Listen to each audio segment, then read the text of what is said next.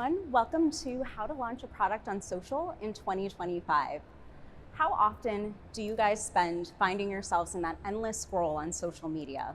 But then all of a sudden you see something that stands out, whether it gives you a chuckle, whether it's something deeply relevant, or something really bold that captures your attention and converts you to purchase. I'm joined today with a phenomenal panel here, and we're going to talk about different strategies of how you can really up-level your product presence on social media. So first of all, I'd like to introduce Ramon Berrios. He is co-founder of Castmagic IO and host of our D2C pod. Thank you, Ramon, for joining us today. And I'm joined by Jacqueline Snyder, who is an entrepreneur, founder, and host of the Product Boss. Thank you, Jacqueline, for joining us. Thank you for having me. And I'm Ariel Boswell. I am a senior data analyst at HubSpot and co-host of Another Bite podcast. So jumping into social and how we think about launching a new product. Jacqueline, I want to start with you first because you have a ton of experience of working with different founders and ideating on business strategies. What are the top 3 things that you feel that founders need a good understanding of in order to effectively launch a product on social media? Great. Well, hello everyone. I'm Jacqueline Snyder of the Product Boss, and I am an expert for physical product-based business owners. And so I've been in the business for about 20 years, helping small businesses and medium-sized businesses grow. But I'm also a service-based business. So with a podcast, a media company, and an education company, I think I've got a good grasp on both, right? Whether you're doing e-com or you're selling physical products, and or if you're launching and like creating courses or programs or anything online. Because I'm a startup expert, a lot of times we don't start with an audience. And so the 3 things that I would recommend is 1, warming up an audience. And really for that purpose, if you're going to use social, you're going to want to start to create content, right, that drives the exact audience you're looking for towards you. Now, what I want to just remind everyone is that social is truly social, and especially now, the way that everything's changed and the algorithm is people really want to be entertained. I'm always like the gladiator, right? Like, are you not entertained? So you have to understand who your ideal customer is so that you can create entertaining content to bring them in. I would also say that there's a really good amount of time of pre-seeding. So because I've launched 2,000 startup fashion brands, including one of my own, one of the things that I've really wanted to teach people is when you figure out who your ideal customer is and you start to create this warm list, you may or may not have your product ready. So I truly believe in whether you're creating content that is driven towards something. So for example, I have a student that was doing an equestrian brand for tweens, and she did not have her product created. In fact, we were trying to do this during 2020 when everything was shut down. So instead she started creating content that was really aligned with the tween consumer on Instagram, for example. So you can definitely pre-seed or think about content to start putting out there prior to ever having the launch. And then I would say the 3rd thing is a way of capturing their information. Sure, we can get follows, sure, we can get likes and engagement. We use a chatbot, and I can share that with all of you at the end. There's a doc that I have for all of you. But we use a chatbot that really starts to interact with the people who follow us, engage with our content, and then we capture their emails in the DM. So I would always say, like, starting to build your email list is like the number 1, no matter whether it's a physical product, a service, SaaS product, anything like that. You really need that email list. Love that. Having a strong brand and kind of ideation of who your audience is, knowing your audience, and then finding ways to continually engage with them throughout your pipeline. Ramon, is there anything that you would add to that? What I would add is, so hey everyone, my name is Ramon, and I host DTC Pod, where I've interviewed over 300 e-com founders, but primarily from my own experience, I've launched AI companies and previous business Trend.io, which was creator-based. And in my launches, what I focus on is number 1, reporting. Are we capturing the right information at the right time every single day? So not so much attribution. I don't really care where the conversions are coming from, but I do want to have the pulse on what's happening. If I see a spike in traffic, what exactly drove that? And things can break, right? Like, what are the support tickets we're getting? Did something break on the onboarding funnel? So reporting. Number 2 is what you mentioned, which is ideal customer profile. Do I know my ICP? And once I have that, then what is the singular channel we're going to focus on for this launch? Because nowadays, each platform is its own beast. And so if you're launching, typically you don't have as many resources. And so I like to focus 100% on one channel. And when we just did that for Castmagic, we generated over 7 figures in under 7 months, and it was through singular focus on influencers on Instagram. I love that focus on the data. So that kind of leads me to my next question. Roughly 40% of developed products actually reach the market, and 60% of those generate revenue. So when we think about a successful product launch on social, how do we go about measuring that success? What are the different data points that you're looking at to point for indicators that you are generating, whether it's brand awareness or conversion for your products? I would say, when you're bootstrapped, sales trumps all. So sales is without sales, there's no business to keep the lights on. But there are definitely secondary effects that you should aim for. Number one is trust. Like you're trying to create trust when you're creating content on social, and that is the benefit of launching on social over launching on ads. That you can create that relationship with a community and start building that trust, which will lead to conversion. So traffic, CPMs, and impressions mean nothing if there's no trust, because that won't lead to conversions. So typically I love to optimize for building trust, creating content as a founder, being everywhere I can be to get the trust from the audience, to then have the funnel be able to convert. Yeah, so what are some of the tools? Let's say that you are a marketing manager, you have a new product that you need to launch on social. What are some of the tools that you're leveraging to really amplify that product? I know there's things like TikTok Shop. There's different levers you can pull from like content retargeting or remarketing strategies. What are some of the main kind of arsenal within your toolkit? Yeah, I mean, if you are DTC or e-com, TikTok Shop is definitely, an absolute gold mine right now. So that is the number one tool I would implement if it was DTC. When it comes to SaaS, I wouldn't call it so much a tool, but instead just influencers. Like it really is what is working the best for us. And instead of any fancy tools, we activate influencers based on CPMs, which I just pull out the calculator on my phone, run a formula for the average of views and what I'm paying for the CPMs of those influencers. I'm good enough with Google Analytics and seeing the signups and how the funnel is converting. Love that for folks. So really looking at the metrics for cost efficiency and understanding if your marketing dollars are converting and bringing in high quality users. Jacqueline, is there anything you'd like to add on that? Well, I like to work backwards. So I've been in business long enough that I have data that I can work backwards completely from. So knowing what my lead acquisition would be, and then knowing the conversion to that, like the percentage of conversion. So we recently just had a launch where we were looking at 18,000 leads to come into a challenge, let's say, and then knowing from that 18,000, we convert about 2% of them. So once you start to have that data, you can really work backwards from your goal, which of course for us is revenue as well. So I think it's always driven by revenue, and then knowing whether it's your average order value or the cost, the cost to acquire the customer. And we could really just work backwards from that. And I'm pretty dead on with knowing exactly how a launch is going to go based on our lead acquisition. And so I think the more you can really start to tailor the data that you're grabbing for what you're doing, it becomes a formula. So in the very, very beginning, it is just guess, right? We're always in test and try, especially on like first launches. But I think as you start to repeat it, the data doesn't lie, and really the numbers don't lie.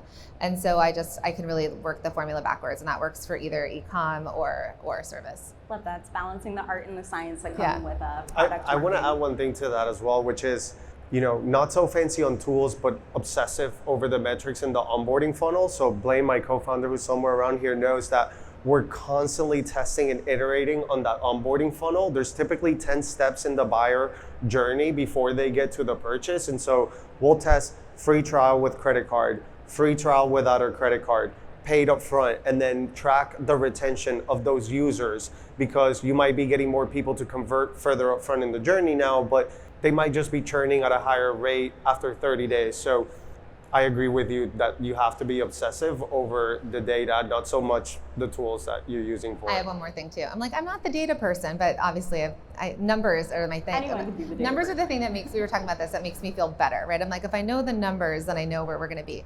Another thing that we really started to focus on was conversion events. So how many conversion events does our customer have to be at in order to convert into a customer? So for us, we're like 2.3 to 2.5 conversion events. So what we know is once we acquire the customer, how many times do we either have to have a live interaction with them, an event, some sort of offering to them to get them to convert. So now we know the length of time and that we can shorten that timeline if we offer more conversion points. And it's so important to not shy away from the data and really taking the time to understand the customer journey and the path that they get to the point of purchase. So I kind of want to pick your brain a little bit, Ramon, on this. I feel like everyone has seen the meme where it's what being engaged has taught me about B2B sales.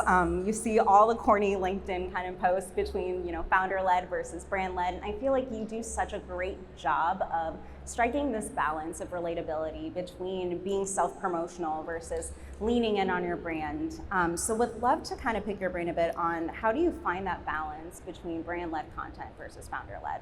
Yeah, I always optimize for trying to do as much founder-led content as possible, because when you're launching, that's the advantage that you have over the incumbents. Not every company can have the face of the founder be there because the company has grown and the founder has better things to do than making content. But when we're starting out, we've got nothing to lose. And so I try to put my face out there as much as possible, especially with AI, where we're headed into a world where the technology becomes a commodity more and more. So attaching a brand to the social content that you create will increase conversion. So there's actually a funny story about that. When we were starting out Castmagic, Blaine, myself, and Justin, who are the founders, we were on support together the whole time. And when we would get a ticket for support, we would send a Zoom link right on the chat, and the person would join, and it would be us three together. Blaine specifically did over 10,000 customer support tickets herself. So you have to make sure that this founder content isn't just, it's not that the founder makes a video and they run it on ads and that's founder-led content. No, it has to be consistent throughout the journey. Again, there's many points where the conversion can happen. And so we're doing the workshops weekly with our customers. We're doing the calls with them. We have a Slack community right now with over 1,700 active customers in that community. And it's ourselves running it, answering every question, and making all of the content. So I try to not outsource brand content unless, content can be challenging for some founders if you're not naturally good at it. But I just think it's worth the muscle and the practice and the consistency to get good at it, because I would much rather have 1,000 views but earn 1,000 fans and create conversions than 1 million views viral on TikTok from someone they don't know and can't relate to and leads to no conversions. Jacqueline, do you have a similar kind of approach to when it comes to that balance? I do and I don't. So a lot of my physical product-based business owners are like, I'm an introvert. I can't show my face. Never show my face, right? And I think there's a difference between introvert and where you source your energy from versus that wanting to put yourself out there. I do think it's just main character. So whether your product has a main character, so for example, there's certain beauty brands that have come out where they will use, it's user generated, but it feels like it's not founder led, but it feels user generated, so you can attach to someone that you know, like, and trust. So if you can't be founder led, which my business, it definitely is, as a host of a podcast and a big community on Instagram and everything else that we do, but if it's something that doesn't work for you, you do need to attach some sort of main character to it or story, because stories sell. So how do they follow along on that story and how do they relate to it? So I think it's that know, like, trust, and whatever you feel like is most comfortable for your company. But I do know that some of my best brands on social, the founders still run their social media. So that's one of the other things, is that they just really have a good hone in on what their customers want. So while they may have other team members in there, they're very much a part of knowing in the moment what people need to hear and know. What are some of the pros and cons that kind of come with tapping into an existing audience that you already have built as a founder versus introducing a new product or speaking on behalf of the face of a brand that you have to keep in mind? I think if you launch a new product, you also are kind of driving a new audience, or you're attracting a segment of your market to that.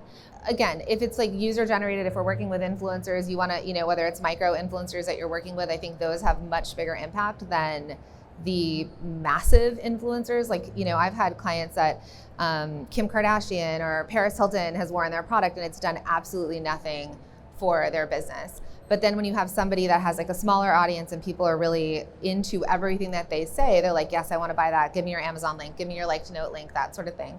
So I think that there's this variation to the way that you can approach it. But for me, it would be I like to teach my students using other people's audiences. So if you don't have the funds to create your own, if your ads are limited, because we really build an organic audience. So if your ads are limited, you want to get in front of other people's audiences. So we either do that through sales channels, so using Amazon or using wholesale and selling on the shelves. That's how Kim Kardashian bought my products, because she found it in a store when she used to do her own shopping, right? And then the store owner snapped a picture of her wearing it. So I think you can use this idea of getting in front of other people's audiences, and then that kind of lowers if you're not ready for the ads and knowing what your conversion's going to be, that would be a great way to do it. I love that. And it's great too, because if you are limited in paid advertising budget and you want to increase your reach and not just have the interaction ended social, it's so crucial to have that other component, whether it's driving to an e-commerce site or driving to a specific call to action.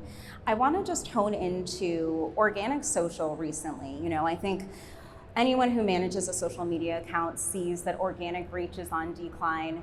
Video, you really have to lean into or tap even into influencer audiences to increase your reach. What are some tips that each of you have when it comes to maximizing your reach and combating some of that fatigue that we're seeing on the organic front? I think one of the biggest hacks that we've done, well, not necessarily a hack, but using your own customers to create a lot of your content, or your own affiliates, your evangelists and your advocates, is the easiest way to scale organic reach through creators, influencers, and organic video. And the reason I say that is because so much of scaling UGC is operational. You come across so many bottlenecks when trying to scale content. And one of those is briefing the creators and making sure that they're getting the message across. So in our case, we tried with a bunch of different creators and couldn't scale it because, had to explain to them our entire business in like a 30-minute call, and I could only do so many calls a day. But when we started activating our own customers, I basically said, they know the product, they understand it, they've seen all our emails, they know how we talk, let's trust them and not brief them as much. And so recently we launched our YouTube channel, and it is powered by our customers from our Slack community. And we're now doing over 100,000 views a month, and we only have launched like 6 videos, and it's all 100% organic, no paid ad spend behind it. And I have one person on the team managing the entire thing, but that's because we focus on the customers. So that is one of the things I like to do the most. And then for piggybacking off of others' audiences, that's why I love influencer marketing. The organic approach is a long-term approach, but influencer is a way of getting the same result in a short term. And so we like doing both simultaneously because why not? They're different strategies, and they all feed each other as well. Yeah, and I teach the ABCs of content and trying to keep it simple. So attract, bond, and convert.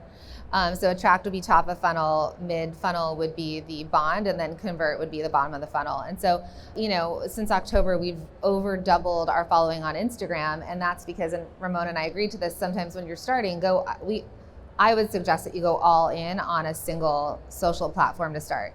You start to build it, you start to understand it, you start to be able to stick with it. Because listen, I have a TikTok, I have a YouTube, but it's just like, it spreads us thin. So now we're, I think, of almost 132,000 followers. And I've had this business for over 7 years. And so it took us a very long time up until last October to hit about 60,000 followers. And then the fact that I've sped it up in this way, I started using the framework of attract, bond, create. So one of the things that we do, we do post 4 times a day. I'm not saying that any of you need to do it, but really thinking through the type of content. We also have run $1 million in ads, but we turned off all of our ads for social. That's usually our ad spend for the year. So we turned it off for social because I was like, let's see if this thing works, because I love to teach organic reach. And so the attract content is that kind of like, I like to imagine, casting a really wide net, big fishermen, like they're trying to catch all the salmon and they're just like, there's things in there they're throwing back in. So that's sort of the viral content that we're creating. And Instagram specifically has made it really easy now for remixing content and really kind of trying to think through like how you can use things that have already gone viral to continue to make it go viral. If it's gone viral for someone else with 1 million views or more, then it's going to go viral for you no matter how big your audience is. So it could be 300 people following you and you'll still maybe hit 2,000, 3,000 views on a reel versus, something else. So we like to do the real content, or if we're doing posts or captions that people are gonna share, that's really that attract. And that's the thing where you want people to just reshare it, post it. I send my husband a gazillion reels all the time, right? It's like that's the kind of content you want to put out there because that's going to cast the wide net. And then that mid-funnel content, the bond, is what keeps them there. It's the sticky content. It's the stuff where they're going to trust you. So if you've got a physical product, they love to see you make stuff. I had a client go viral on TikTok. Every time she flooded her sugar cookies, she'd put it on slow-mo. Millions of views, millions, and tons of revenue from selling sugar cookies on TikTok because they like to watch her flood a cookie. So it's so simple. Humans are so simple now, right? We just it's just micro bits of content. So anything that will really make them stick around, and they love to watch. You know what you like to watch, like someone putting on lipstick or cutting through a slice of cake or pouring a candle or whatever it is, that kind of behind the scenes stuff. And then the final part is that conversion content. And that's actually the least amount of content you should be posting because they don't love it. So if you go look at a huge brand, like I think Nike has a good following, but I always like to go back to Aloe Yoga, and there's a million of the stores here for some reason here in Boston. They're really loving Aloe. They'll post, but they don't have high engagement. So when you look at the really, really big brands, it's more like we've all signed up to follow them because we know them and we maybe want to see something, but it's really not the people that we're engaging with that often. And so I think looking at that kind of content and your conversion content, the hit is when you have the ABCs all in one, something that's gone viral, that they bond with, and then can also convert them into purchase. So I want to take a step back because you both kind of mentioned and hit on two very distinct things. There's content that drives conversion. There's content that really focuses on building trust and that brand authenticity or founder relationship with potential customers. How do you guys go about thinking that approach for the first time? It's very overwhelming to kind of consider, making content one version for conversion versus focusing on just broader brand awareness. So how do you guys approach that balance? Well, in our case, I agree with you 100%. Like, not every piece of content should be going for the sale. That's one way to not gain trust from the get-go. So Blaine and I were trying to figure it out in the beginning, just making a bunch of random content. But when we sat down with a strategist, by the way, like, you should have a support team, like, either if you're not really good at editing, get some help on strategy, just someone to bounce ideas with. But when we got to the bottom of it, it was that in order to make this manageable and make this puzzle fit into place, we need our content pillars. What are the things that we're going after? And so in our case, content pillars, one of our content pillars was, have the customer base feel like they're getting a look behind the curtain of our business. And so every piece of content that we make has to fall into one of our pillars. And then we broke it down by top of funnel content, middle of funnel content, and bottom of funnel content. And so, 80% of our content initially is gonna be top of funnel. It might not be super related to the business, but is macro related to our niche. So we can try and go viral, build traffic. Now, middle of funnel, let's talk a little bit more about, let's get closer to the problem that Castmagic solves. And then bottom of funnel content, let's create sales heavy content that's probably 15 to 20% of the content. It might be really heavy on our product. And so when we were able to break it down and map it out like that in front of us, it just made it seem like we had a proper strategy and we know why we're making the content. Making content without intent will lead you to burnout. Ramon, you hit on something there in terms of ensuring that your brand is consistent and shows up throughout the pillars of content that you have. What tips do you guys have for a marketing manager who is given the ask to make this go viral, but make it still feel like our brand? I know viral is such a key term that I know a lot of us are like, oof, very challenging to achieve, but how do you kind of think about that balance? Whenever you hire a marketing manager, it never really fully, at least in our experience, it always feels a little bit off, especially when it comes to social. I think that others types of forms of content, but there's always just something off because of the way they learn. So for me, I have everyone that's dealing with marketing, they're on the ground with my customers. So sort of like how you guys were doing, the three of you meeting with that many people, they're listening in, they're in on calls, like whether they're sales calls or part of the pitch, because they need to really understand what the pain points are of our customers. Because you can flip pain points into humor. I mean, I think we're funny on our Instagram, at least our sense of humor has to do with our audience. And so you get to decide whether, I completely agree with everything Ramon said. That's exactly how we've done it. But then also, are you funny? Are you serious? Is it heartwarming? Are you talking to the parents? And when you're asking about that part, again, I think such an amazing tool that we have right now in the algorithm is remixing content and then putting something on top of it. So a lot of times, let's say one that went really viral for me was Phoebe from Friends running around like a cuckoo person in a bridal shop. And it was a mom that had posted something, and it was like, after school sports, da da da da da. And I was like, this makes so much sense for people who are product-based business owners heading into the holiday season. So it was like emails, product development, shipping, and I started just changing the things in it. So the piece of content still makes so much sense. It makes it so much easier than necessarily always having to create your own viral content. If you're a creator, do it. If you're not currently in the current way that the algorithm is working, this is one of the easiest ways, I think, to create viral content. I love this. You don't have to necessarily reinvent the wheel. Sometimes you can just kind of pick up and hey, my audience is really going to respond to this well. Let me just put a slight twist and a little bit of brand magic on it. Right. So as we head into 2025, I'm curious to know each of your biggest kind of takes into what are some of the biggest trends or like hacks that you would recommend for next year? YouTube organic, like longer form content is huge, especially when you have such short attention span platforms like TikTok. On the other hand, you have YouTube, which have been really high converting platforms.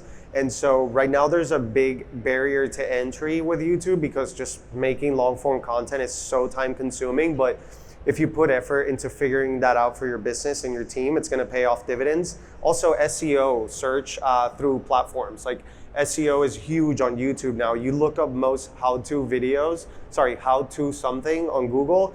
Google is prioritizing a YouTube video now over that. A lot of people are searching on TikTok. So SEO there is huge. And then lastly, I would say influencer is, I think we haven't even like hit the full stride on influencer. It's still crazy early. We also turned off 100% of our ad spend through platforms and are just doing influencers because we're acquiring customers at a much more profitable rate. And last takeaway on that is you don't need fancy platforms, databases, expensive platforms to find the influencer.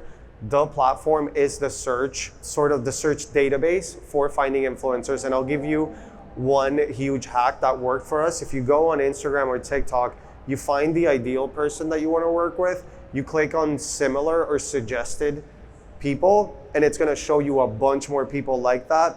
And so that's a way of sourcing a bunch of creators that fit that persona. And then another thing we did is we created a new Instagram account.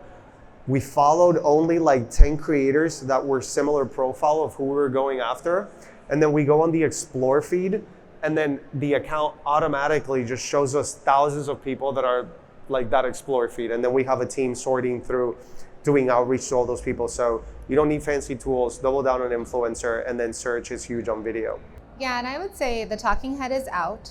So creating content where it's just your head bopping around, they're not so into it. So anytime it could be like a teaching piece of content where you look like you're up on a board, or it really feels a little bit more engaging. I'll go back to chatbots. I think that has been instrumental. It's basically like an entire funnel we can build out on the back end. So whether it's replies and different types of replies that seem live. So, we post a piece of content, we're like, comment the word inbound, for example, and then it'll say like, great, we're sending something in your inbox. But then there's different responses we can set up. So it looks like it's organic, and then taking them into the DM and really getting into a conversation. And so we're also building out quizzes through chatbots that really have been, I think we have like 500 people a week, which is our goal to engage of like a new organic audience, and then moving them to the to an email list. So that's doing really great. I think that's good.